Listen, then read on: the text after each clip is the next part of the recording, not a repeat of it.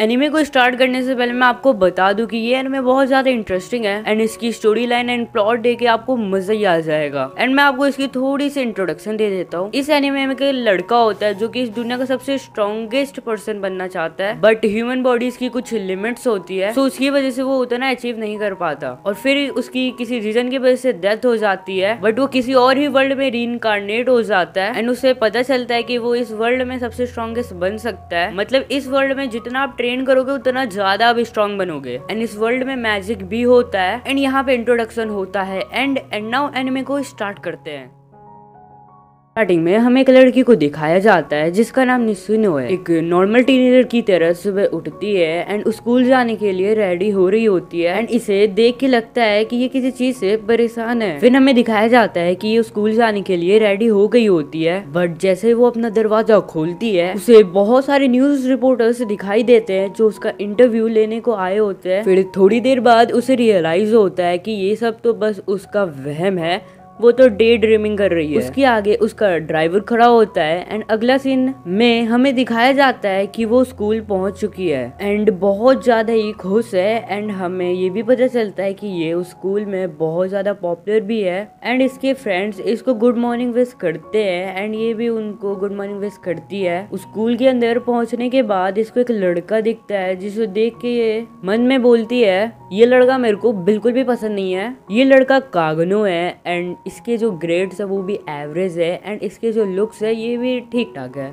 निशिनो कागनो को good morning wish करती है एंड कागनो भी उसे गुड मॉर्निंग विश करता है, बट उसका गलत नाम लेके। गुड मॉर्निंग निशा मुरासा। ये सुन के निशिनो अपना गुस्सा दबा लेती है और बोलती है तुमने मेरा नाम गलत लिया है, मेरा नाम निशिनो है। कागनो उसको रिप्लाई देता है कि सॉरी बट मुझे बस उनके नाम ही याद रहते हैं जो मेरे लाइफ में मेन कैरेक्टर इंपॉर्टेंट कैरेक्टर है। फिर कागनो ये भी बोलता है कि माफ करना आजकल मेरी नींद पूरी नहीं हो रही है ना, इसलिए मैं तुम्हारा नाम भूल गया। निशिनो बोलती है तुम क्या गधे हो, 3 महीने से हम एक ही क्लास में और तुम मेरे बगल में ही बैठते हो और तुम बोले कि तुम्हें मेरा नाम याद नहीं। और फिर निसुनो बोलती है कोई बात नहीं, गलती तो सबसे होती है। कागनो उससे फिर से माफी मांगता है एंड फिर से उसका गलत नाम लेता है। माफ करना निशा तानी सान। निसुनो ये सुन के चिढ़ जाती है और कागनो को अपना पूरा नाम बताती है, मेरा नाम है अकाने निशिनो। वो लोग क्लासरूम में जा रहे होते हैं, पीछे से निसुनो मन में बोलती है इसकी सबसे बड़ी गलती ये नहीं है कि मेरा नाम गलत लेता है, बल्कि ये मेरी तरफ कभी देखता ही नहीं है। फिर हमें क्लासरूम का सीन दिखाया जाता है। सारे बच्चे निशिनो को ही घेरे होते हैं और बोलते हैं कि नेक्स्ट ड्रामा में तुम मेन रोल करने वाली हो ना, हम लोग तो बहुत ज्यादा एक्साइटेड है तुम्हें देखने के लिए। निशिनो अपने मन में बोलते कि मैंने अपने पावर से सब कुछ किया है जो मैं कर सकती हूँ जिससे मैं कागुनो को अवॉइड कर सकूं, और यहाँ पे अगर मेरा बस चलता तो मैं इसको पूरी तरह इग्नोर कर देती। कुछ रीजंस है जिसकी वजह से मैं ऐसा नहीं कर सकती। फिर हमें कागुनो को दिखाया जाता है जो कि अकेला बैठा है एंड सबसे छुपते हुए हैंड ग्रिपर यूज कर रहा होता है और अभी उसका स्ट्रिक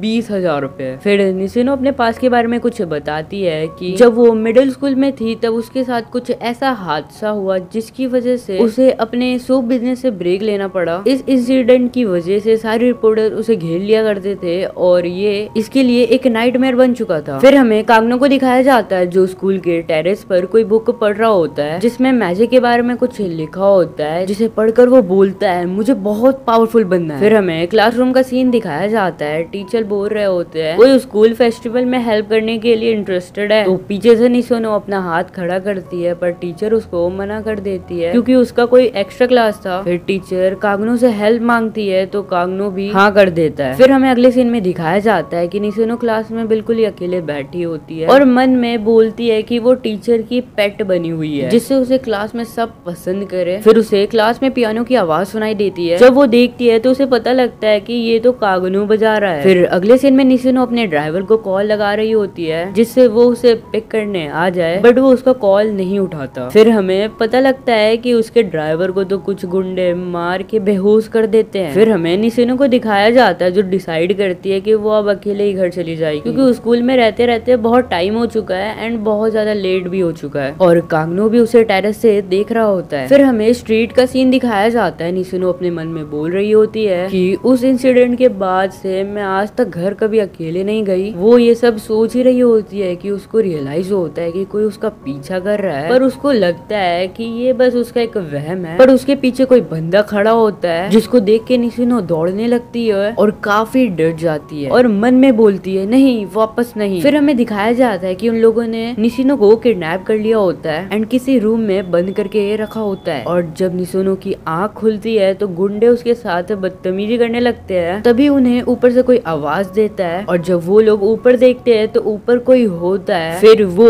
मतलब कागनो जिसने मास्क लगाया है वो अपनी हीरो वाली एंट्री करता है टेरेस का खिड़की तोड़ते हुए। गुंडे उसे देखकर बोलते हैं अबे ये कौन आ गया। कागनो बोलता है स्टाइल में मैं तो बस एक स्टाइलिश स्लेयर हूँ। तभी एक बंदा उसके ऊपर गन पॉइंट करते हुए बोलता है चुप कर। तभी कागनो उसे बहुत ही स्पीड में मारता है और अपना चाकू स्टैब कर देता है। जब वो बंदा गिर जाता है तो कागनो उसके सर पर एक लात मारता है। एक गुंडा उसको दे के अपना गन नीचे रखता है और बोलता है मैं बहुत बोर हो रहा था, मैं पहले मिलिट्री में था पर छोटे मोटे किडनैपिंग करके बोर हो गया और लगता है तुम्हारे साथ फाइट करके मजा आएगा आज मुझे। कागनो मन में बोलता है आज मेरी किस्मत बहुत अच्छी है, मैं तो हमेशा से चाहता था कोई मिलिट्री से फाइट करूं। फिर उनके बीच फाइट स्टार्ट हो जाता है, दोनों एक दूसरे को अच्छी टक्कर दे रहे होते हैं। कागनो अपना क्रोबार निकाल लेता है। वो गुंडा बोलता है तुम अच्छे फाइटर हो पर तुम्हें लगता है कि तुम मुझे क्रोबार से हरा सकते हो। और वो जो गुंडा है वो ये भी बोलता है कि तुम्हें अगर मुझे हराना है तो मेरे सर पर मारना पड़ेगा, पर मैं ऐसा करने ही नहीं दूंगा तुम्हें। फिर कागनो अचानक से उसके ऊपर एक बहुत खतरनाक सा अटैक करता है जिससे उस गुंडे के हाथ में खून निकलने लगता है। कागनो उसको बोलता है मैंने क्रोबार से अटैक करना के स्किल को मास्टर कर रखा है और मैंने हाल ही फिलहाल में एक मोटरसाइकिल गैंग को भी मारा है इसी क्रोबार से, जिसकी वजह से मेरे क्रोबार के अटैक्स में मास्टरी हो गई है। ये सुन के तो भाई वो बंदा घबरा जाता है और बोलता है अच्छा तो तुम वही हो, और गन उठाने लगता है। पर कागनो भी कम है क्या, वो उससे पहले उस पर अटैक कर देता है। और जब उसका लेग इंजर्ड हो जाता है तो इस मौके का फायदा उठा के कागनो उसका सर फोड़ देता है। ये सीन इतना ज्यादा ब्रूटल हो गया होता है कि निशिनो ने भी अपना आंख बंद कर लिया होता है। फिर कागनो एक हीरो की तरह निशिनो की पट्टी खोलता है, उसे फ्री करता है और बोलता है तुम्हें रात को अकेले नहीं घूमना चाहिए। और ये बोल के वो कहीं भाग जाता है और मन में बोलता है अगर किसी सोल्जर के साथ मैं ऐसी फाइट करूंगा तो मैं कभी एमिनेंस इन शैडो नहीं बन पाऊंगा। फिर हमें अगले सीन में दिखाया जाता है कि पुलिस और निशिनो के पेरेंट्स वहाँ पहुंच चुके हैं। फिर निशिनो बोलती है उसके पापा ने इस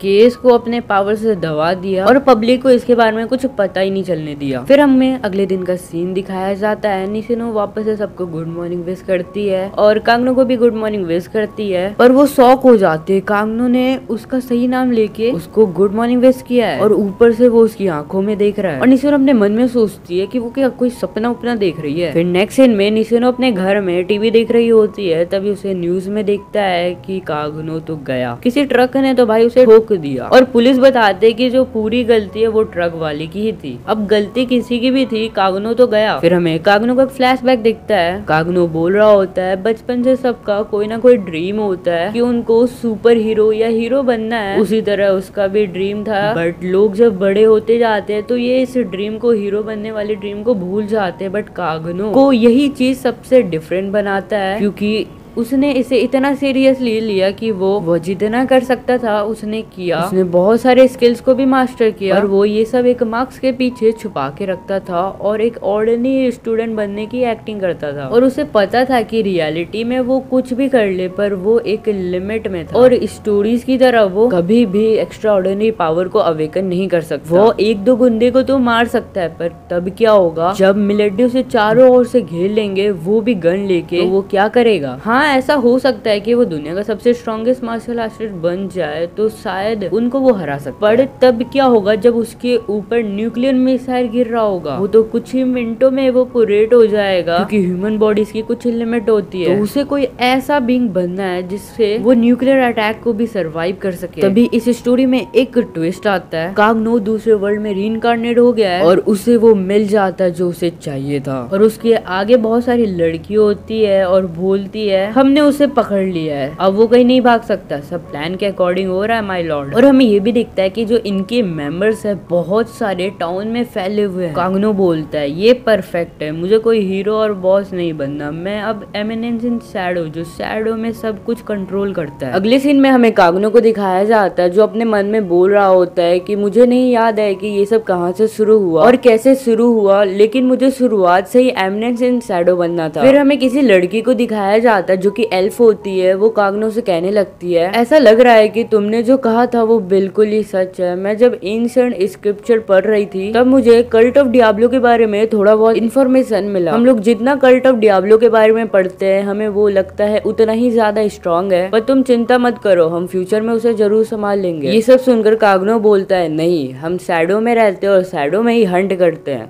ये सब बोलकर कांगनो अपने मन में सोचता है हाँ ऐसा ही मैं हमेशा चाहता था, मैं ही हमेशा से एमिनेंस इन शैडो बनना चाहता था। फिर उसके बाद हमें अगले सीन में वही टीवी का न्यूज दिखाया जाता है जहाँ पे कांगनो की डेथ हो गई है। फिर सीन कट होता है और हमें पता चलता है कि कांगनो रीइंकार्नेट हो चुका है और एक बच्चा बन चुका है। वो अपने आजू बाजू अपने पेरेंट्स को देखता है, उसके पेरेंट्स उसे देख के शॉक होते हैं कि ये बच्चा रो क्यों नहीं रहा है। कांगनो सिचुएशन को समझ जाता है और रोनी की एक्टिंग करने लगता है और बहुत ही अजीब तरीके से रोता है जिसकी आवाज सुन के सब हैरान हो जाते हैं। फिर हमें कांगनो की बहन को दिखाया जाता है। कांगनो की बहन कांगनो को देखकर बहुत ज्यादा खुश होती है। कांगनो अपने मन में बोल रहा होता है कि यहाँ के एयर में बहुत ज्यादा मैजिकल फ्लो है जिसको कि मैं सेंस कर पा रहा हूँ। और फिर उसके बाद कांगनो बोलने लगता है कि पिछले लाइफ में मुझे स्ट्रॉन्ग बनने के लिए मैजिकल एनर्जी की जरूरत थी बट वो नहीं मिल पाया, बट इस वर्ल्ड में मैजिकल एनर्जी है तो इस वर्ल्ड में वो सबसे ज्यादा स्ट्रॉन्ग बनेगा और अपने हीरो वाले ड्रीम को जरूर ही पूरा करेगा। फिर उसके बाद कई साल बीत जाते, कांगनो अपनी बहन के साथ ट्रेनिंग कर रहा होता है और कांगनो इस लाइफ के बारे में थोड़ा बहुत बताता है कि वो बैरोन कांगनो की फैमिली में पैदा हुआ है एंड इस फैमिली से अच्छे और सुपीरियर डार्क नाइट्स निकलते हैं। अब डार्क नाइट्स वो होते हैं जो कि अपने मैजिकल पावर का यूज करके अपने फिजिकल एबिलिटी को एनहांस करते हैं। फिर हमें कांगनो और उसकी बहन का ट्रेनिंग का सीन दिखाया जाता है। कांगनो एक पत्थर को स्टैब करके उसे तोड़ने की कोशिश करता है बट वो नहीं टूटता। फिर उसके बाद कांगनो बताने लगता है कि उसकी फैमिली की सारी होप और एक्सपेक्टेशन उसकी बहन से ही है क्योंकि उसकी बहन बहुत ज्यादा स्ट्रॉन्ग है। कांगनो की फैमिली में सभी को लगता है कि इस फैमिली को आगे जाके कांगनो की बहन ही संभालेगी। फिर हमें दिखाया जाता है कि कांगनो की बहन ने तो भाई उस पत्थर को चूरा चूरा कर दिया है। कांगनो ये देख के बहुत खुश होता है, वो उसके लिए क्लैप करता है एंड कांगनो की बहन के लिए उसके फैमिली मेंबर्स भी उसके लिए क्लैप करने लगते हैं। फिर उसके बाद कांगनो अपने बारे में थोड़ा बहुत बताता है कि वो एक ऑर्डिनरी डार्क नाइट है एंड उसकी पावर भी एवरेज है एंड वो अभी ट्रेनिंग पर ही है, बट रियलिटी में तो ये सब झूठ है, वो बहुत ज्यादा ही पावरफुल है। फिर सीन कट होता है, हमें रात का सीन दिखाया जाता है। कांगनो गुंडों को मार रहा होता है और उनसे पूछता है तुम लोगों ने चोरी का माल कहाँ पे छुपा के रखा है। वो गुंडे ये सब बताने से मना कर देते हैं तो कांगनो को बहुत ज्यादा ही गुस्सा आ जाता है और उन सारे गुंडों को मार देता है। तभी हमें दिखाया जाता है कांगनो के पीछे से एक बंदा उसके ऊपर अटैक कर देता है और कांगनो को थोड़ी बहुत चोट भी लग जाती है पर वो जल्दी रिकवर हो जाता है एंड उस बंदे को भी बेरहमी से मार देता है। थोड़ी बहुत रिसर्च करने के बाद कांगनो को उन सभी बैंडिट का चोरी का माल भी मिल जाता है। वो सारे पैसों को देख के बहुत ही खुश हो रहा होता है। तभी उसको पीछे से कोई आवाज आती है मॉन्स्टर की। वो जब पीछे मुड़ता है तो एक केज में एक बहुत ही अजीब सा मॉन्स्टर होता है जिसे देख के वो बोलता है ये क्या कोई स्लेव लेव है। जब वो मॉन्स्टर के पास जाके देखता है तो उसे पता चलता है कि इस मॉन्स्टर के ऊपर तो किसी ने कर्स किया है और जब वो मॉन्स्टर को हाथ लगाता है तो उसे सब कुछ पता चल जाता है कि इस मॉन्स्टर में मैजिक ओवरलोड है, इसकी वजह से ये ऐसा मॉन्स्टर बन चुका है। फिर कांगनो उस मॉन्स्टर को उठाकर अपने स्टोर रूम में बंद कर देता है और काफी महीनों तक एक्सपेरिमेंट करता रहता है। सारे एक्सपेरिमेंट ही फेल हो जाते हैं उसके, पर एक महीने के बाद उसका एक एक्सपेरिमेंट पास हो जाता है और कांगनो उस क्रिएचर के ऊपर से मैजिक ओवरलोड हटाने में कामयाब हो जाता है। और फिर हमें दिखाया जाता है कि जो क्रिएचर है वो एक एल्फ में ट्रांसफॉर्म हो गया है, वो भी एक लड़की। जैसे ही वो जो एल्फ है अपना आँख खोलती है कांगनो से बोलता है तो तुम उठ गई। फिर कांगनो से बोलता है तुम्हारे ऊपर बहुत ही भयानक सा कर्ज किया गया है जिसकी वजह से तुम एक मॉन्स्टर बन गई थी, बट चिंता मत करो मैंने उसे हटा दिया है। फिर वो लड़की बोलती है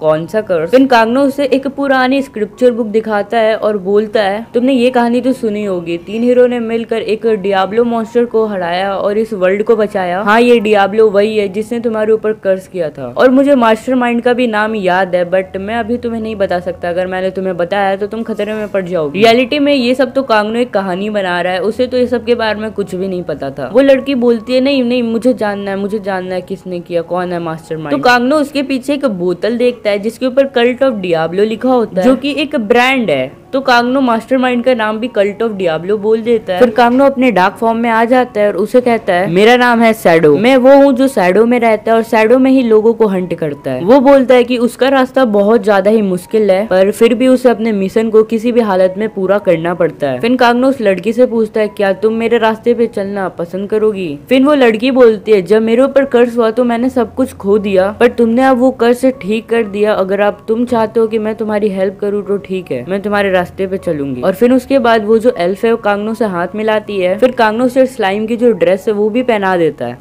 फिर कांगनो उस एल्फ से पूछता है हो सकता है कि हम फ्यूचर में गवर्नमेंट के खिलाफ भी जाए या गवर्नमेंट को हमारे तरीका पसंद ना आए, तो तुम क्या करोगे। फिर वो एल्फ बोलते हैं मेरे रास्ते में जो भी आएगा मैं उसे खत्म कर दूंगी। फिर कांगनो बोलता है ये हुई ना बात। फिर उसके बाद वो लड़की खड़ी होती है और बोलती है हमें बाकी सारे और भी हीरो के डिसेंडेंट को अपने ग्रुप में ज्वाइन कराना होगा, जिससे हम अपने ऑर्गेनाइजेशन को और भी ज्यादा एक्सपेंड कर पाए और हमारी ऑर्गेनाइजेशन और भी ज्यादा स्ट्रांग हो जाएगी। जिसे सुनकर कांगनो भी मान जाता है और फिर कांगनो बोलता है कि अब से हमारी ऑर्गेनाइजेशन का नाम होगा शैडो गार्डन और वो जो एल्फ है उसका नाम है अल्फा रख देता है। फिर हमें 3 साल बाद के सीन दिखाया जाता है। कांगनो अपनी बहन के साथ ट्रेनिंग कर रहा होता है। कांगनो की बहन उसे अच्छे से धुलाई करके पानी में फेंक देती है। कांगनो अपने मन में बोलता है कि वो इतना ज्यादा स्ट्रांग है कि अपनी बहन को कुछ मिनटों में ही हरा देगा, बट वो अपने पावर को छुपा के रखता है। एक परफेक्ट टाइम आने के बाद वो सब कुछ रिवील कर देगा। फिर वहाँ पे उन लोगों की मेड आ जाती है और बोलने लगती है कि हम लोगों के गेस्ट आ चुके हैं। फिर कांगनो की बहन कांगनो से बोलती है कि हम लोग अब प्रैक्टिस कुछ दिनों तक नहीं कर पाएंगे, तो कांगनो भी मान जाता है। फिर कांगनो उसके बाद बोलने लगता है कि जब डार्क नाइट से 15 साल के हो जाते हैं तो उन्हें मिड केयर एकेडमी में भेज दिया जाता है जो मिड केयर किंगडम में है। वहाँ जाके डार्क नाइट से बहुत कुछ सीखते हैं और बहुत कुछ जानते हैं और अपने आप को बहुत ज्यादा स्ट्रांग बनाते हैं। और आज उसकी बहन भी वहीं पे जाने वाली है। फिर हमें दिखाया जाता है कि कांगनो की बहन किडनैप हो गई है, किसी ने उसे किडनैप कर लिया है। फिर कांगनो के फादर चिल्लाते हुए बोलते हैं कि क्लेयर से कौन इतना ज्यादा स्ट्रांग है जिसने उसे किडनैप कर लिया है। कांगनो की मॉम बोलती है फालतू के बात छोड़ो और डॉटर को खोजने में थोड़ी मदद करो। कांगनो भी उन लोगों की लड़ाई देख रहा होता है। कांगनो वहाँ से चला जाता है। तभी एक जो मेड है वो एक एल्फ होती है और वो ट्रांसफॉर्म हो जाती है और हमें पता चलता है कि वो एक न्यू मेंबर है शैडो गार्डन की, उसका नाम है बीटा। कांगनो अपने मन में बोलता है कि अल्फा ने इन सारे मेंबर को ऐसे कलेक्ट कर लिया है जैसे कि ये सब कोई खोई हुई बिल्ली। फिर उसके बाद बीटा बोलने लगती है कि अल्फा ने इन्वेस्टिगेशन स्टार्ट कर दिया है, आपकी सिस्टर जल्दी मिल जाएगी। ये सुनकर कांगनो भी बहुत ज्यादा सरप्राइज हो जाता है और बोलता है अल्फा तो बहुत ज्यादा फास्ट है। फिर कांगनो उस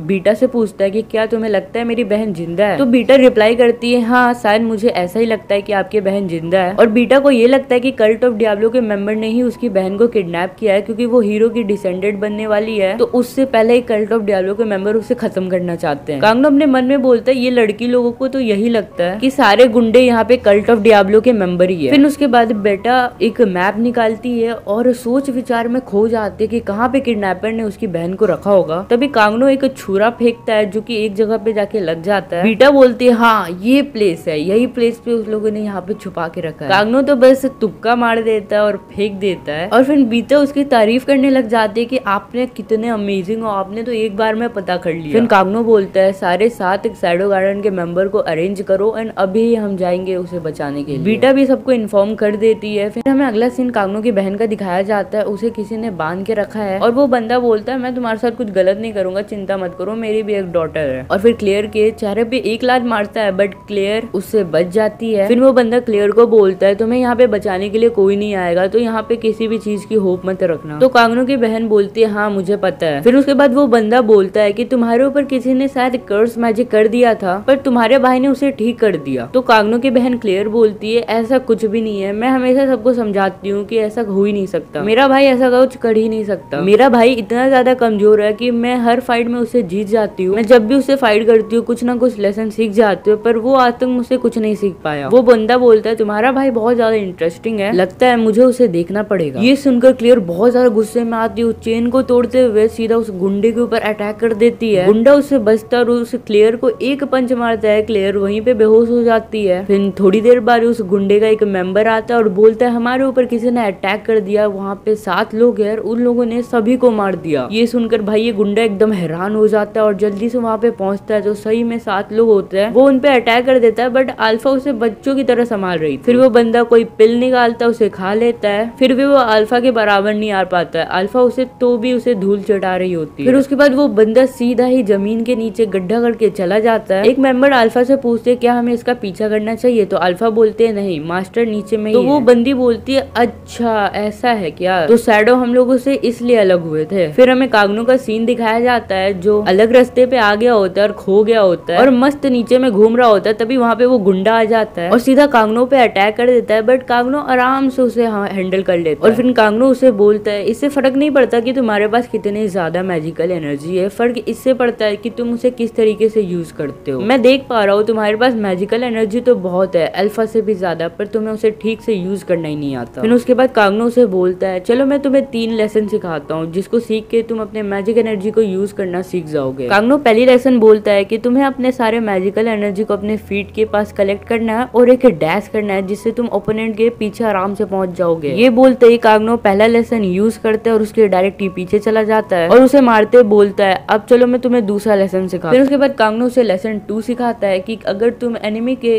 प्रॉपर डिस्टेंस पे आ जाते हो तो तुम्हें ना ही कोई मैजिकल एनर्जी की जरूरत पड़ेगी ना ही किसी स्पीड की। फिर उसके बाद कागनो लेसन 3 बोलता है मैं बस अभी शुरू हुआ हूँ, सीधा उस बंदे के ऊपर हमला कर देता है, उसे बहुत ज्यादा इंजर्ड कर देता है। जब वो बंदा को लगता है कि वो नहीं जीत पाएगा तो वो जो बहुत सारी पिल्स है उसे एक ही बार में खा जाता है और बहुत ज्यादा स्ट्रॉन्ग बन जाता है और सीधा कागनो पे अटैक कर देता है। कागनो उसे बहुत ही आराम से संभाल रहा होता है और उसके बाद कागनो उस गुंडे को बोलता है तुम्हारा खेल खत्म हो चुका है और एक बीम निकलती है और वो बंदा खत्म हो जाता है और मरते मरते बोलता है ये दुनिया बहुत ज्यादा डार्क है और बहुत ज्यादा ही डीप है, इस बात को मत भूलना। और वो गुंडा मर जाता है, उसका नेकलेस नीचे गिर रहा होता है जिसमें उसकी और उसकी डॉटर की फोटो होती है। कागनो उस नेकलेस को ले लेता है। फिर कागनो बोलता है इसी तरह उसने उस गुंडे को हरा दिया और अपनी बहन को फ्री कर दिया। उसकी बहन अगले दिन खुद ही दौड़ते दौड़ते घर आ गई और बहुत ज्यादा ही खराब हालत में होती है। फिर उसके बाद उसके पेरेंट्स उसे मिडकर एकेडमी में भेज देते हैं। फिर हमें अगले सीन में कागनो को दिखाया जाता है जो किसी कैसल के ऊपर होता है और बोलता है यहाँ पे तो ट्रेनिंग करके कोई फायदा नहीं है, सब कुछ कचरा है, कम से कम मिडकर एकेडमी में कोई बढ़िया ट्रेनिंग मिल जाए मुझे या कोई ऐसा बंदा मिल जाए जो कि बहुत ज्यादा स्ट्रांग हो या मेन प्रोटैगनिस्ट हो या यहाँ का लास्ट बॉस हो। अगर ऐसा कोई बंदा वहाँ पे मिल जाता है तो बहुत मजा आएगा। और फिर कागनो बोलता है अभी मुझे मिडकर एकेडमी में जाने के लिए टाइम है, तब तक मैं इन बंदियों से काम कराता रहूंगा। तभी जो वो एल्फ्स है वो बोलती है माय लॉर्ड हमारा सफर यहीं तक खत्म हुआ, अब हम अपने अपने रास्ते पे जा रहे हैं और कल्ट ऑफ डियाब्लो को हम लोग हराएंगे। ये सुनकर कागनो बोलता है हाँ ये क्या बोल रहे हो तुम लोग। अगले सीन में हमें कागनो को दिखाया जाता है जो ट्रेन में बैठकर कहीं जा रहा होता है और अपने मन में सोच रहा होता है कि उन लड़कियों के हिसाब से कल्ट ऑफ डियाब्लो एक बहुत बड़ी ऑर्गेनाइजेशन है जो कि ग्लोबल स्केल पे चलती है और वो सारी लड़की कागनो को छोड़कर अपने अपने रास्ते पे चली गई है कल्ट ऑफ डियाब्लो से फाइट करने के लिए। कागनो बोलता है ये सब तो नाटक है, सच्चाई तो यह है कि वो लोग अब बड़े हो चुके हैं, कल्ट कभी एग्जिस्ट करता ही नहीं था। हम लोग एक ही नाटक को हमेशा के लिए तो नहीं चला सकते हैं। रियलिटी तो ये है कि वो लोग अपने आप को फ्री करना चाहते हैं इसलिए वो लोग चले गए। अब मैं उन लोगों को ब्लेम भी तो नहीं कर सकता। अब मुझे ऐसा लग रहा है कि जैसे मैं पिछले लाइफ में अकेला लड़ता था वैसे अब मुझे इस लाइफ में भी अकेला लड़ना पड़ेगा। फिर हमें अगले सीन में कागनो का डेथ के पहले का सीन दिखाया जाता है। कागनो एक पत्थर पर अपना सर मार रहा होता है एंड बोलता है मुझे मैजिक चाहिए, मुझे मैजिक चाहिए। तभी उसका पैर फिसल जाता है और वो नीचे रास्ते पे गिर जाता है और एक ट्रक उसको ठोक देता है। फिर हमें प्रेजेंट का सीन दिखाया जाता है। कागनो अपने मन में बोल रहा होता है अगर मैं इस वर्ल्ड में लास्ट पर्सन भी बचा तो भी मैं एमिनेंस इन शैडो बनने के लिए ट्रेनिंग करता रहूंगा। अगले सीन में हमें कागनो को दिखाया जाता है जो मिडकर किंगडम के बाहर खड़ा होता है और बताता है कि इस किंगडम की पॉपुलेशन 1 मिलियन से भी ज्यादा है, मतलब यहाँ पर 1 मिलियन से भी ज्यादा लोग रहते हैं। अब जबकि कागनो 15 साल का हो चुका है तो वो अब मिडकर एकेडमी में एडमिशन ले सकता है जिसमें उसकी बहन का पहले से एडमिशन हुआ है। फिर कागनो बोलता है कि मिडकर एकेडमी बहुत अच्छा और बड़ा है, यहाँ पर स्टूडेंट किंगडम के बाहर और अंदर दोनों से ज्वाइन कर सकते हैं। फिर कागनो बोलता है वो कैसे ना कैसे मैनेज करके एक बैकग्राउंड कैरेक्टर बन के इस एकेडमी में ज्वाइन हो गया। अब क्योंकि कागनो एक बैकग्राउंड कैरेक्टर है इसलिए उसे बैकग्राउंड कैरेक्टर के तरह ही ट्रीट किया जा रहा है। फिर कागनो अपने रूम से निकलकर अपने दोस्तों के पास जाता है और फिर हमें बताता है कि उसने अपने दोस्त भी बैकग्राउंड कैरेक्टर ही चूज किए हैं जिससे वो एक परफेक्ट बैकग्राउंड कैरेक्टर लगे। फिर वो वो लोग इंस्टीट्यूशन में जाने के लिए एक ट्रेन को पकड़ रहे होते हैं जिसमें बहुत भीड़ होता है। फिन कागनो अपने दोस्तों को बोलता है कि काश वो लोग हमें भी डोम में रहने को दे जैसे उसकी बहन को रहने दिया है। इस पे उसका एक दोस्त रिप्लाई करता है ऐसा तो पॉसिबल ही नहीं है, वहाँ पे खाली हायर स्टूडेंट को ही रखा जाता है। फिर कागनो अपने मन में बोलता है इस एकेडमी में आए हुए 7 मंथ से भी ज्यादा हो चुका है और वो एक अच्छा बैकग्राउंड कैरेक्टर भी बन चुका है। कागनो के दोस्त बोलते हैं तुम्हें शर्त तो याद है ना जो सबसे कम नंबर लाएगा टेस्ट में, और कल के एग्जाम में तुमने काफी खराब स्कोर किया था, अब तुम्हें पता है तो तुम्हें क्या करना है। कागनो बोलता है हाँ मुझे याद है। फिर कागनो शर्त बताता है कि जो सबसे खराब नंबर लाया है उसे स्कूल की सबसे पॉपुलर लड़की को प्रपोज करना होगा और उसका रिजेक्शन को फेस करना होगा। कागनो खुश होता है और बोलता है मैं तो हमेशा से इस बैकग्राउंड कैरेक्टर के रिजेक्शन वाले फेस को एक्सपीरियंस करना चाहता था। वो लोग स्कूल में पहुंच जाते हैं और वो लोग देखते हैं कि एक लड़का प्रिंसेस एलेक्सिया को प्रपोज कर रहा होता है, पर प्रिंसेस एलेक्सिया उस स्टूडेंट को रिजेक्ट करके वहाँ से चली जाती है। कागनो के दोस्त कागनो को बोलते हैं कहीं तुम डर तो नहीं गए हो। कागनो बोलता है तुम टेंशन मत लो, मैंने पूरी रात यही सोचा है कि मैं इसे कैसे करूंगा। फिर हमें अगले सीन में दिखता है कि कागनो प्रिंसेस एलेक्सिया के सामने होता है और बहुत ज्यादा नर्वस होने की एक्टिंग करने लगता है और काफी घबराता है और बोलता है क्या क्या क्या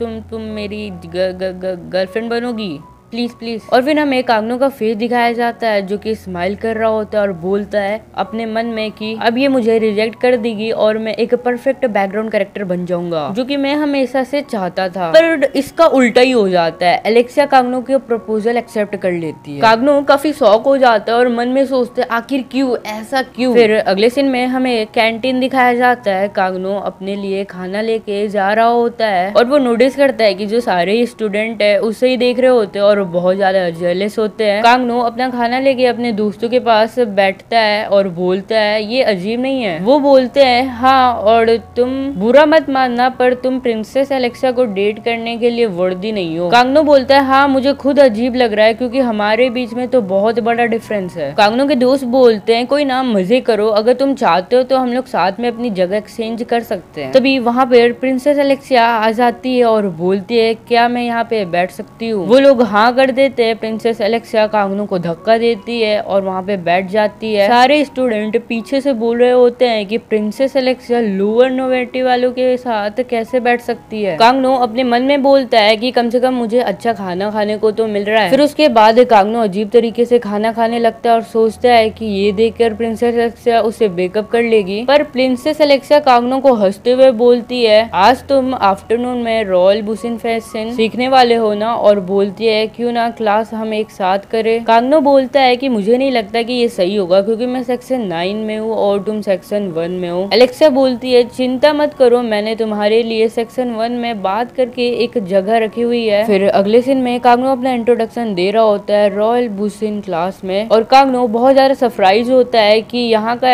एडवाइजर मिस्टर जिनोन ऑफिशियल रॉयल फेंसिंग इंस्ट्रक्टर है। जिनोन बोलता है जो तुम बुसिन स्टाइल यहाँ पे सीख रहे हो वो बिल्कुल ओरिजिनल स्टाइल है। फिर हमें दिखाया जाता है कि कागनो एलेक्सिया के साथ ट्रेनिंग कर रहा होता है और उसको एनालाइज कर रहा होता है और बोलता है एलेक्सिया के अटैक वीक है और इसका मूवमेंट भी बहुत ज्यादा स्लो है। पहली बार तो मुझे लगा कि वो अपना लेवल मेरे साथ मैच कर रही है बट ऐसा नहीं है। उसके बाद कागनो एलेक्सिया की बहन इरिस के बारे में बताता है कि वो इस किंगडम में सबसे स्ट्रॉन्गेस्ट डार्क नाइट है और फिर से एलेक्सिया की गलतियां निकालने लगता है। तभी वहाँ पर जिनोन आता है और कहता है आज के लिए इतना लेसन काफी है। एलेक्सिया जिनोन के पास जाती है। जिनोन बोलता है तुमने डिसाइड कर लिया तो एलेक्सिया हाँ बोलती है कि वो अब उसकी ही गर्लफ्रेंड है। कागनो वहाँ से चुपचाप निकल जाता है। फिर अगले सीन में कागनो और एलेक्सिया साथ में बैठे होते हैं। फिर कागनो बोलता है अच्छा तो तुम जिनोन के साथ अपना एंगेजमेंट नहीं करना चाहती हो इसलिए तुम मेरा यूज कर रही हो, बट माफ करना मैं अपने आप को लाइट में नहीं लाना चाहता और तुम्हारे प्रॉब्लम में मिक्स नहीं होना चाहता। एलेक्सिया बोलती है तुम मेरे बॉयफ्रेंड हो तो इतना ही कोल्ड बात क्यों कर रहे हो। कांगनो बोलता है तुम्हारा मतलब नाम का। एलेक्सा बोलती है तुमने तो बस बेड के लिए मुझे प्रपोज किया था, तुम्हारे दोस्तों से मैंने सब निकलवा लिया है, तुमने तो मजे मजे में एक इनोसेंट लड़की के दिल के साथ खेला है, और अगर उस स्कूल के लड़कों को ये बात पता चल गया तो तुम्हारा पीसफुल जिंदगी तो खराब हो जाएगा। ये सुनकर कांगनो थोड़ा सा हैरान हो जाता है और घबरा जाता है। फिर एलेक्सा बोलती है अगर तुम्हें ऐसा नहीं चाहिए तो मेरा बॉयफ्रेंड बनने की